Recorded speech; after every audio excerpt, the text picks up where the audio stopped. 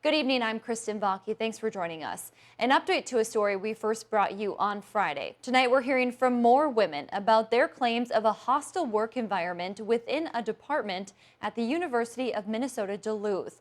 We're also hearing from university leaders and a student who's fighting to create change.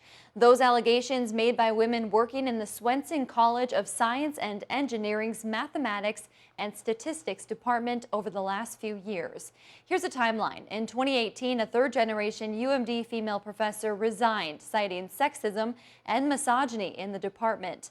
This prompted others to come forward with alleged complaints, and the university's Office of Equal Opportunity and Affirmative Action to launch an investigation into their claims in 2019. 1 year later, they released their findings. The investigation found the department's gendered attitudes and practices contributed to a hostile and offensive climate that is in violation of university policy.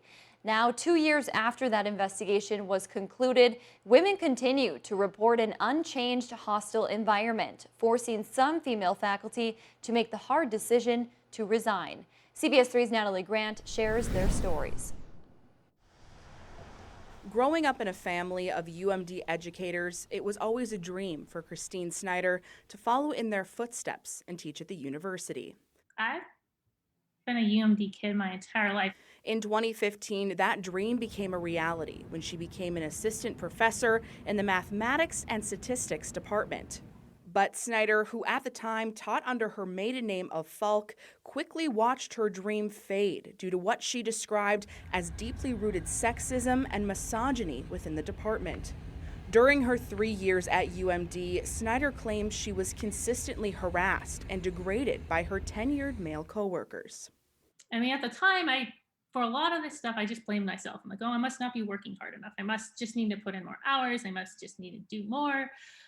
And the reality is it doesn't matter if you do more, if it's not listened to, if it's not respected, if it's not being taken into consideration.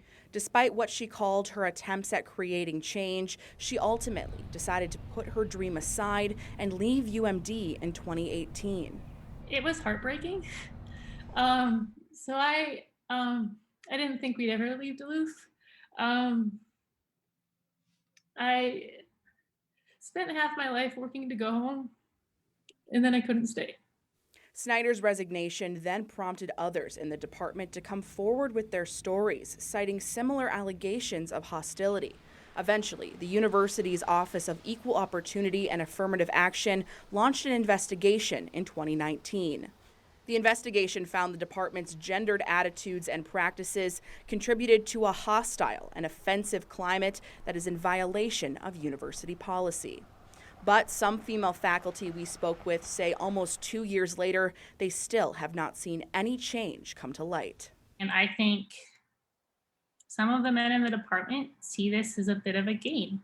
Dr. Tracy Bibelnix, associate professor in the Math and Stats department, on March 24th said she will resign from her position this spring after 7 years. In her resignation letter, she refers to what she called, quote, a complete and utter disregard for accountability and responsive action by the university following the 2019 report. I have seen no data-driven evidence or any evidence of any kind that the culture or the environment has changed. I have suffered harm to my family, to my personal life, to my professional career, and I can't do it anymore. Dr. Bibelnix's resignation encouraged others to come forward with their stories. One woman submitting an anonymous statement commenting on the lasting damage from the harassment, saying, quote, I continue to report hostile and offensive incidents. Snyder hopes no other women have to feel this way. Do you feel like if change doesn't happen, there will be more cases like you and Tracy of women leaving the department? Could you see that in the future? Yes, I can absolutely see that in the future. I would be shocked if more women don't leave. And more than just faculty have been impacted. UMD student Kari Olson says she's concerned for her education and formed a club aiming to hold the university accountable. I challenge the university to go farther and evaluate this progress. There are metrics to evaluate climate. Let's get some data. Let's evaluate. Let's listen to the women that work for us, and let's make sweeping reform, real change. Hoping to change the climate for good. According to the EOAA report, male faculty that have received complaints have received disciplinary action but are still affiliated with the university. On March 29th, UMD Chancellor Lindley Black sent a letter to the department calling the EOAA findings unacceptable and spelling out how they plan to change the climate within the department.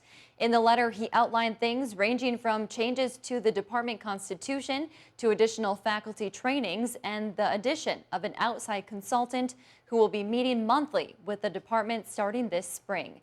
In the letter, Chancellor Black acknowledged the pain suffered by female faculty and stated a commitment to remedy the situation, assuring faculty that their voices have been heard. We did reach out to UMD for comment on the report in person. We have not yet heard back.